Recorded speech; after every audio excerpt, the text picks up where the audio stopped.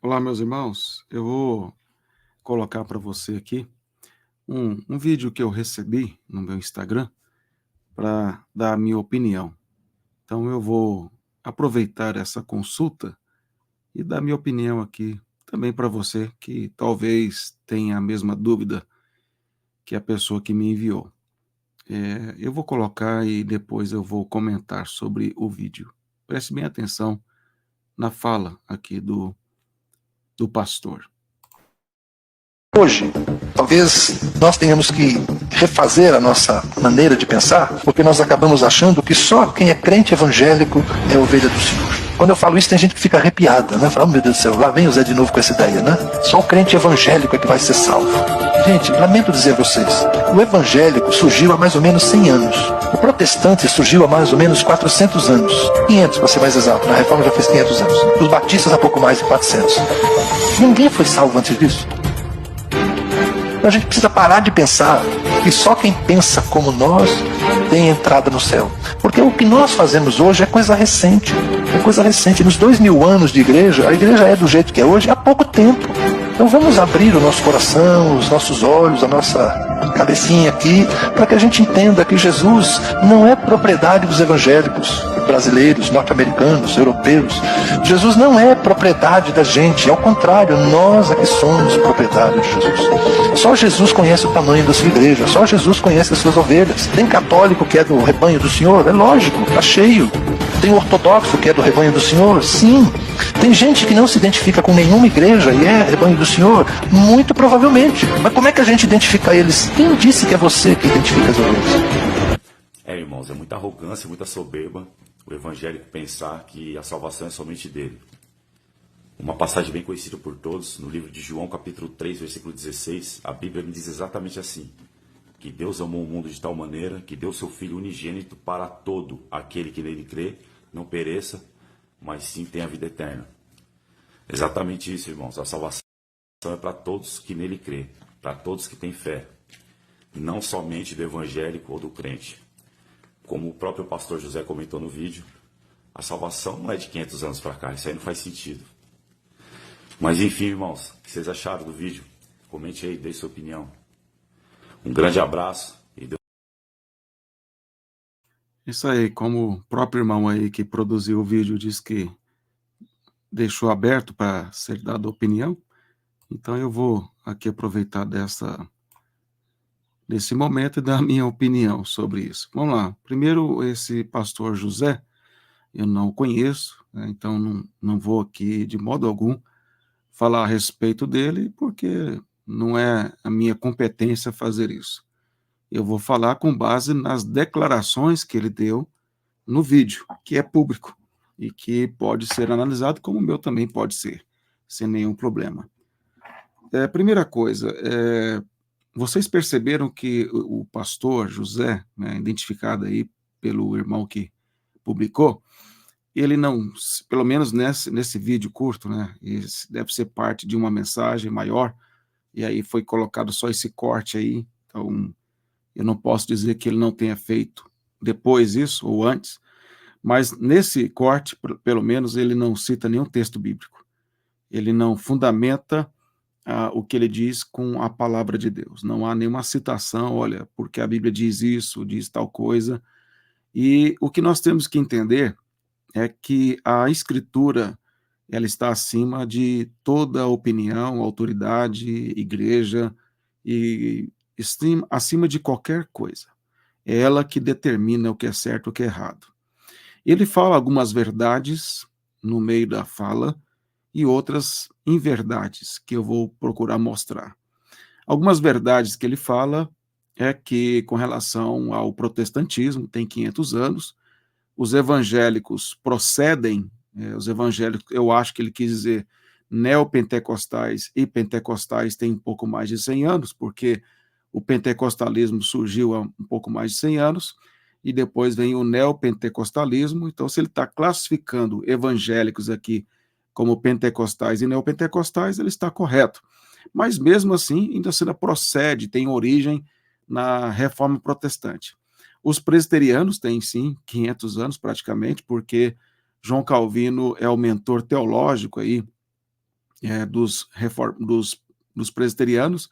John Knox foi discípulo de Calvino, e ele é o fundador do presbiterianismo. Depois os batistas, tem os congregacionais, mais à frente os metodistas, e outras denominações históricas surgem aí no processo da reforma protestante, como movimento protestante. Agora, é verdade também que ele disse que ele faz uma pergunta, né, retórica, sobre como que seria a salvação antes da reforma protestante, se a salvação estivesse apenas entre os evangélicos, e como que teria sido, como que alguns teriam sido salvos antes da reforma, ou não teria nenhuma salvação antes da reforma. Essa pergunta retórica que ele faz, para provocar pensamento, que é uma atitude interessante, né? Ela pode e deveria ser respondida com honestidade, e eu vou tentar fazer isso aqui nesse vídeo. Antes da reforma protestante, sim, houve salvação, porque Deus sempre teve o seu povo, mesmo em períodos de grande apostasia. Nós encontramos isso lá no Antigo Testamento, quando, por exemplo, quando Israel, o Reino do Norte, se desviou e apostatou-se muito da palavra de Deus, não guardou aliança nem as leis, e o profeta Elias, profetizando no Reino do Norte, durante o reinado de Acabe, e ali mais governado por Jezabel do que o próprio Acabe, ele faz aquele desafio aos profetas de Baal, e nós sabemos bem da história lá, quando o Senhor responde com fogo, o povo aparentemente se arrepende, dizendo só o Senhor é Deus, mas aquilo da boca para fora. E aí Elias, ameaçado por Jezabel, ele foge, e Deus confronta Elias no monte, e ao ser confrontado, Elias disse que só ele havia ficado, não tinha mais ninguém que adorava o Senhor lá em Israel, no Reino do Norte. E essa era a sensação do profeta Elias, dado as circunstâncias, a apostasia. Mas o Senhor disse que havia preservado 7.000 que não tinham se dobrado a Baal.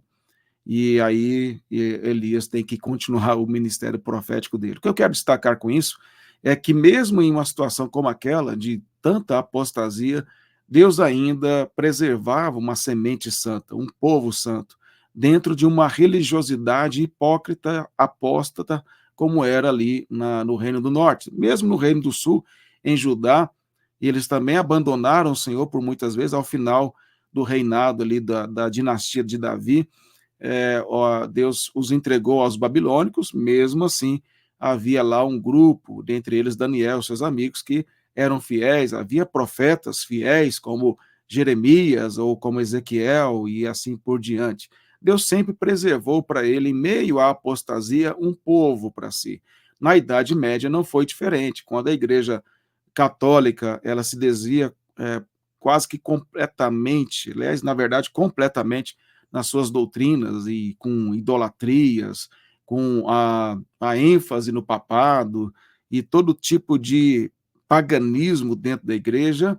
Sempre na história da igreja, durante o período da Idade Média, nós temos registros de homens que eram fiéis e que se revoltaram contra a igreja, se levantaram contra a igreja. Tanto é que tem os pré-reformadores, chamados pré-reformadores, que viveram antes da reforma e que eram homens crentes que deram as suas vidas, ou que correram o risco de perder as suas vidas, como John Wycliffe ou John Hus. E esses todos, e mais outros tantos, foram perseguidos ou se mantiveram fiéis em meio às perseguições, foram mortos e assim por diante, pela própria Igreja Católica durante a Idade Média. Então Deus sempre teve pessoas convertidas em meio à apostasia, mas há um critério para isso. Todos esses que nós temos registro de conversões durante a Idade Média, eles converteram ao ler as Escrituras e compreender as Escrituras naquilo que ela ensina verdadeiramente, contrário ao que a igreja ensinava na época. E eles se arrependeram dos seus pecados, eles converteram-se a Cristo, e eles lutaram para que a igreja voltasse à palavra. Eles não queriam romper, dividir a igreja. E o próprio Martinho Lutero, ele não quis isso, ele não queria dividir a igreja, nunca foi intenção dele essa. Mas chegou um momento em que não havia mais como mantê-lo lá, ele foi expulso da igreja, foi perseguido pela igreja, e não houve como ele fazer com que a Igreja Católica voltasse à palavra de Deus. O que eu quero dizer com isso é que durante a Idade Média, período das trevas, ali da ignorância, muitos foram de fato convertidos porque era a única religião que existia, não existia outra representação do cristianismo, e Deus tem o seu povo em todos os tempos. Mas Deus nunca mudou o método, o modo de conversão. Sempre foi necessário que as pessoas se arrependessem dos seus pecados e crescem em Jesus como o único Senhor e Salvador, que cresce na doutrina da Trindade, que cresce na inspiração das Escrituras, na ressurreição dos mortos, como Paulo diz em 1 Coríntios capítulo 15, se nós não cremos que Jesus ressuscitou dentre os mortos e que também nós seremos ressuscitados, a nossa fé é vã e a pregação é vã, ou seja, é um dos fundamentos da verdadeira fé. Esses fundamentos, eles não podem jamais serem removidos de uma verdadeira fé.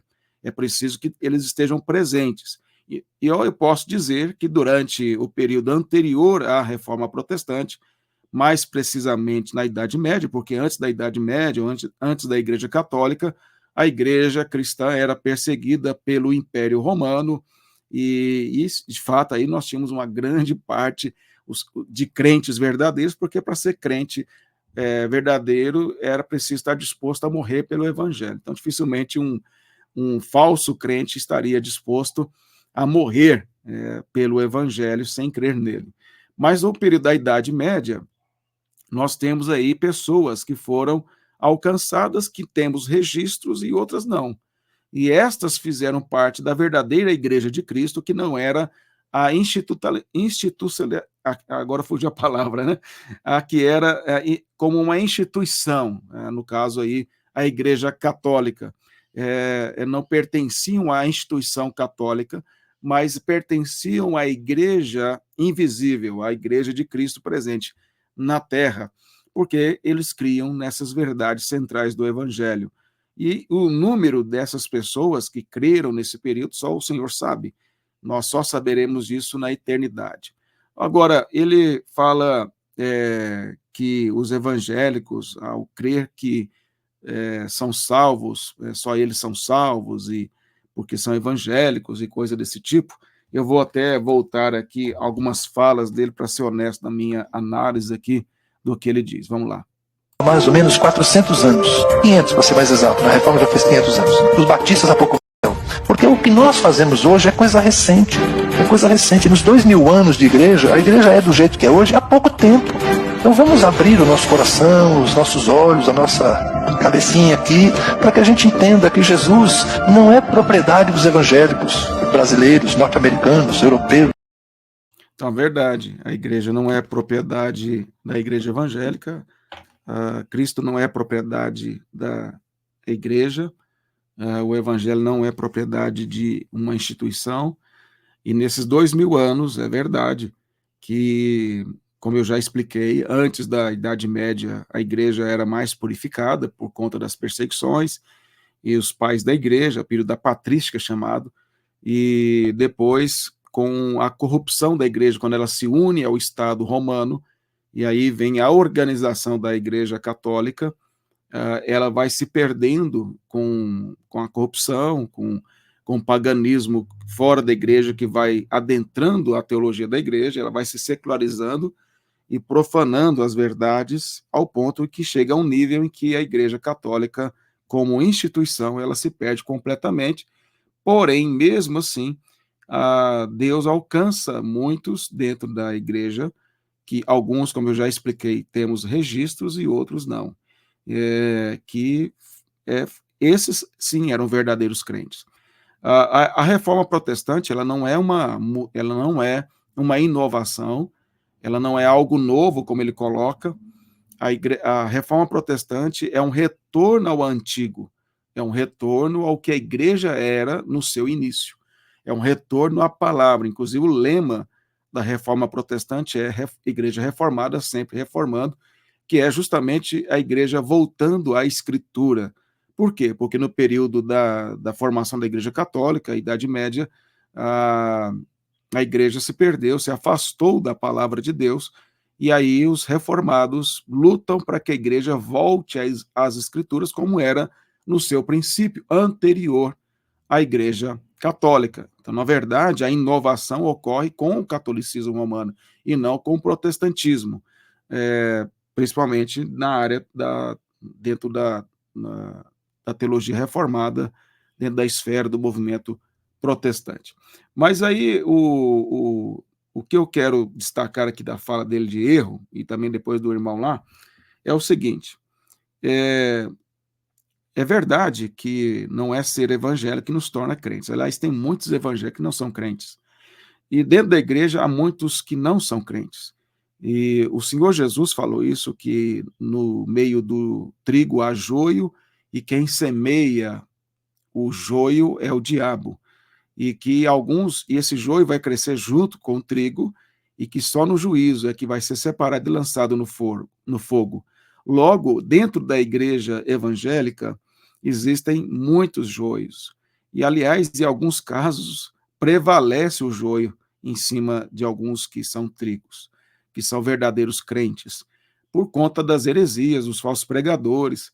E se nós pensássemos que por ser a igreja evangélica, quem pertence à igreja evangélica é crente por causa disso, seríamos como os católicos que pensam que somente quem é católico é salvo, ou quem está fora da igreja não é salvo. Esse é um pensamento católico e vem desde o início do catolicismo, principalmente na Idade Média. Ser excomungado da igreja católica é perder a salvação, é não ter mais salvação alguma. Isso seria um catolicismo dentro da igreja evangélica, tem muito evangélico católico na sua teologia. Isso é uma outra verdade. Agora, para ser crente verdadeiro não é ser evangélico, mas crer nas verdades que o evangelho apresenta. O irmão lá no final, ele cita João 3,16, que Deus amou o mundo de tal maneira que deu o seu filho, o único filho, unigênito, para que todo aquele que nele crê não pereça, mas tenha vida eterna. E ele fala, interpreta de um certo modo correto ali, quando ele fala que é necessário crer. E realmente, somente quem crê em Jesus é que tem a salvação. Agora, esses que creem, o apóstolo João também, na primeira carta dele, no capítulo 2, ele fala assim: ora, sabemos que o temos conhecido, aqui falando a respeito de Jesus. 1 João 2, verso 3. Ora, sabemos que o temos conhecido por isto, se guardamos os seus mandamentos. Aquele que diz eu conheço e não guarda os seus mandamentos é mentiroso, e nele não está a verdade. Aquele, entretanto, que guarda a sua palavra e nele verdadeiramente tem sido aperfeiçoado o amor de Deus, nisto sabemos que estamos nele. Aquele que diz que permanece nele, esse também deve andar assim como ele andou. João diz que para afirmar que eu conheço a Jesus, que eu pertenço a ele, eu preciso guardar os seus mandamentos, eu preciso andar como ele andou, eu preciso viver conforme os padrões que ele próprio estabeleceu. Nesta primeira carta do apóstolo João, ele coloca 3 testes que mostram se nós somos verdadeiros crentes ou não. O primeiro teste é doutrinário, ele fala se nós negarmos que Jesus encarnou, que o verbo habitou entre nós, então, se nós negarmos isso, que Jesus encarnou, morreu na cruz, pagou a nossa dívida, e que ele ressuscitou, e que ele voltará, isso complementando com outros ensinos de outras cartas, João mostra que quem nega Jesus, negar que ele veio em carne, tem o espírito do anticristo. Ou seja, negar esta doutrina da encarnação, porque havia alguns que negavam na época do apóstolo João, é negar o evangelho. E João diz que isso é negar a verdade, e quem crê nesta inverdade, ou seja, que nega que Jesus encarnou, é alguém que não é crente, é mentiroso. Outra verdade, outro teste que ele faz é o teste moral. Ele fala se alguém afirmar que não peca e que não há necessidade alguma de arrependimento de pecados, também é mentiroso, porque o Senhor diz que nós pecamos, e se nós pecarmos contra ele, nós temos que confessar os nossos pecados, e ele é fiel e justo para nos perdoar e nos purificar. porque havia alguns hereges da época do João que diziam que não havia pecado moral, que não importava o que você fizesse com o seu corpo, isso não afetaria a sua relação com Deus. E aí João diz que isso é mentira, porque se Deus é luz, nele e nele não há trevas nenhuma, nós não podemos andar nas trevas e ter comunhão com ele. É necessário que nós nos arrependamos, haja arrependimento em nós, haja santificação, para que demonstremos com isso que realmente pertencemos a ele. Não é um arrependimento para a salvação, mas é um arrependimento para a santificação. E aí, por isso que João diz no capítulo 2, filhinhos, aqui ele está falando para os verdadeiros crentes.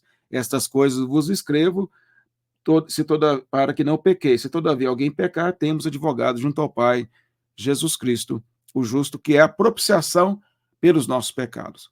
Os crentes verdadeiros confessam os seus pecados porque creem que Jesus é a propiciação pelos seus pecados. Ele é o pagamento da dívida. É através dele que o Pai nos aceita. E aí, diante disso, nós guardamos e lutamos para guardar os mandamentos do Senhor por causa de Cristo, porque fomos alcançados pela graça, pelo Evangelho. Paulo diz em Efésios 2 que nós estávamos mortos em delitos e pecados e ele nos deu vida. Ele que nos deu vida. A salvação é pela graça. E aí João coloca esse teste moral como sendo esse de guardar os mandamentos, de confessar os pecados, porque guardar os mandamentos de forma perfeita, obviamente não podemos, não precisaríamos de Cristo, mas justamente porque somos transgressores por natureza, nós precisamos da graça de Deus para nos capacitar a guardar esses mandamentos, e na medida que nós não guardamos, nós confessamos os nossos pecados. Um outro teste, o terceiro e último teste que João faz aqui de um verdadeiro cristianismo é o teste social. Se nós amamos o Senhor, amamos os irmãos ou não. Ele diz lá no capítulo 3, verso 11, porque a mensagem que ouviste desde o princípio é esta, que nos amemos uns aos outros, não segundo Caim, que era do maligno e assassinou a seu irmão. E por que o assassinou? Porque as suas obras eram más e de seus irmãos justas. Veja que João coloca que o amor ao irmão é uma característica essencial de um verdadeiro cristianismo. Se nós amamos a Deus, nós temos que amar o próximo, amar o irmão, porque se nós não amamos, se nós amamos, afirmamos que amamos aquele que nós não vemos que é Deus, como então nós podemos dizer que realmente o amamos se aquele que nós vemos que é o próximo, nós não demonstramos qualquer tipo de afeto? Então eu preciso demonstrar amor ao meu próximo, ao meu irmão, por causa do meu amor ao Senhor. Esse amor ao Senhor, através de Cristo, é que me faz amar o meu irmão, amar o próximo. É isso que João coloca nesta carta. Eu estou usando a primeira carta do apóstolo João, poderia usar várias outras, a carta de Paulo aos Efésios e outras partes, tanto declarações e ensinos do Senhor Jesus, todo aquele que ouve estas minhas palavras, no Sermão do Monte, lá ele diz no final, e as pratica, é comparado a um homem sensato que construiu a casa sobre a rocha, transbordaram os rios, sopraram os ventos e deram com ímpeto contra aquela casa, e ela não caiu, porque estava construída sobre a rocha. Guardar os mandamentos do Senhor, ouvir os ensinos do Senhor Jesus e praticá-los, é uma característica essencial de um verdadeiro cristão. O que isso tem a ver com o que ele fala? Você deve estar pensando aí. Se a pessoa converte realmente dentro do catolicismo, e eu não duvido disso, é possível um católico converter? Sim. Por quê? Porque lá ele ouve fragmentos da palavra de Deus. Ele ouve uma parte ou outra da palavra de Deus. Tem padres que pregam, assim, 80% de verdade, mas no final fala de Maria. No final, Maria é mediadora. Aí chutou a bola para fora. Aí perdeu tudo aquilo que eles falaram. Mas, mesmo nesse processo de falar verdades e no final falar uma grande mentira, o católico pode ter um acesso à verdade do Evangelho, os fragmentos de verdade que aquele padre está falando, ele lê na Bíblia lá, porque não é costume da maioria dos católicos ler a Bíblia, mas alguns leem, e na medida em que ele ler a Bíblia, ele pode ser levado à conversão, como aconteceu com o monge Martinho Lutero. E lendo Romanos 1, 17, ele disse, viu que o justo viverá pela fé, e aí ele foi levado à conversão e a entender que a salvação é pela graça e não pelas obras religiosas. E aí, quando o católico é levado à conversão dentro do catolicismo, a tendência natural dele é querer fazer mudanças dentro da Igreja Católica. Ele vai querer questionar o padre, ele vai querer conversar com outros fiéis sobre isso, e aí ele vai sendo envolvido pela palavra e vai estudar mais para responder as questões que foram levantadas para ele, e ele vai queimando o seu coração mais ainda pela palavra e incomodando ainda mais as pessoas ali dentro da Igreja Católica que ele estiver, ao ponto em que ele vai ser convidado para se retirar. E aí ele não mais vai permanecer ali na Igreja Católica. Por exemplo, o primeiro pastor brasileiro ordenado foi José Manuel da Conceição, que era padre. E ele converteu e não teve como permanecer dentro da Igreja Católica. E quando um católico converte, ele deixa de ser católico romano. E ele sai e ele procura uma igreja evangélica. E, infelizmente, às vezes, uma igreja ruim.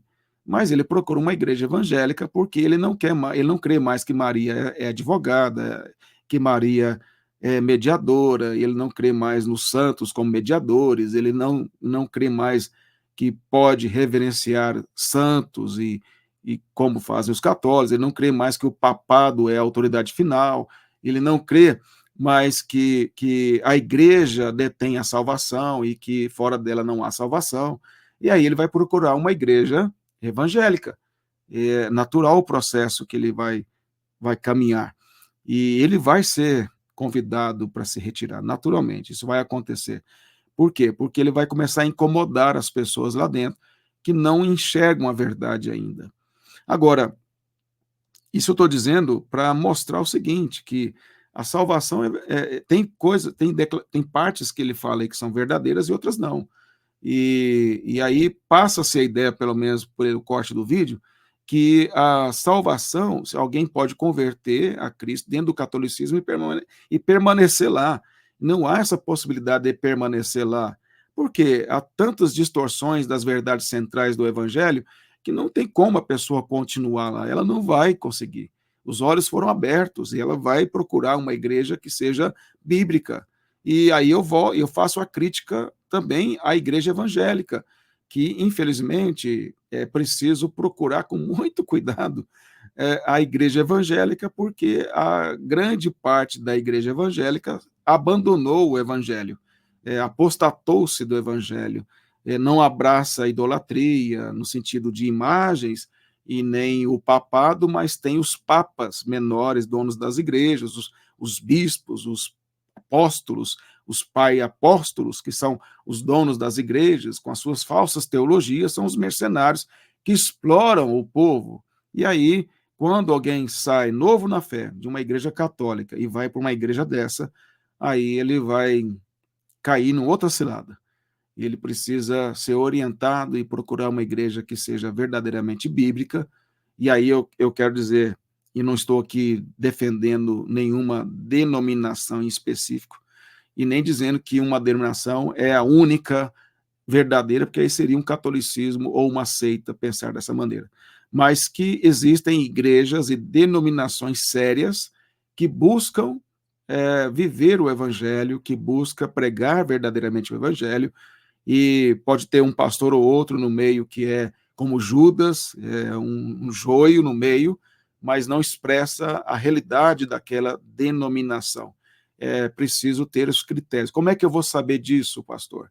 Você tem que estudar as escrituras e fazer como os bereanos, ver se realmente aquilo que está sendo ensinado é verdadeiro ou não. Então, basicamente, essa é a minha análise a respeito da fala desse pastor, porque ela traz, pelo menos na minha percepção, ela traz um sentido contrário ao que a própria Escritura fala e a realidade acerca da salvação. A salvação realmente não está presa a uma igreja, a um movimento, a qualquer instituição. Ela está além disso. Porém, o Senhor usa igrejas, instituições e pregadores para transmitir a sua palavra. E agora, se a pessoa, e eu vou terminar o vídeo, só para resumir o que eu estou dizendo aqui em todo esse tempo. Se a pessoa ela é católica e ela conhece o evangelho dentro do catolicismo, ouvindo a palavra, como eu disse, momentos ali em que ela ouve verdades, ou que ela lê a própria escritura, como fez Martim Lutero, ela não continuará dentro do catolicismo. Ela vai buscar uma igreja bíblica. Inclusive, eu tenho várias experiências dentro do meu ministério de pessoas que faziam parte, que eram crentes, faziam parte de movimentos neopentecostais, completamente envolvidos pela teologia da prosperidade e batalha espiritual e heresias das mais absurdas, que eram crentes, conheciam só aquela realidade. A partir do momento que elas conheceram uma teologia mais bíblica, uma teologia voltada à Escritura, e geralmente é através das redes sociais, elas procuraram uma igreja que fosse bíblica, e elas não conseguiram mais ficar naquele lugar, e algumas até tentaram ficar, mas foram convidadas a se retirar pelos líderes, porque eles não queriam responder biblicamente, e eles não aceitavam, declaradamente eles disseram, em alguns casos, que não aceitava que a Bíblia era suficiente para a vida deles, para a vida da igreja. Então, essas pessoas tiveram que sair e procurar, não fundar outra igreja, mas procurar igrejas bíblicas. Isso é um fenômeno mundial. Na África acontece isso, na Europa tem casos assim, nos Estados Unidos e no Brasil não é diferente.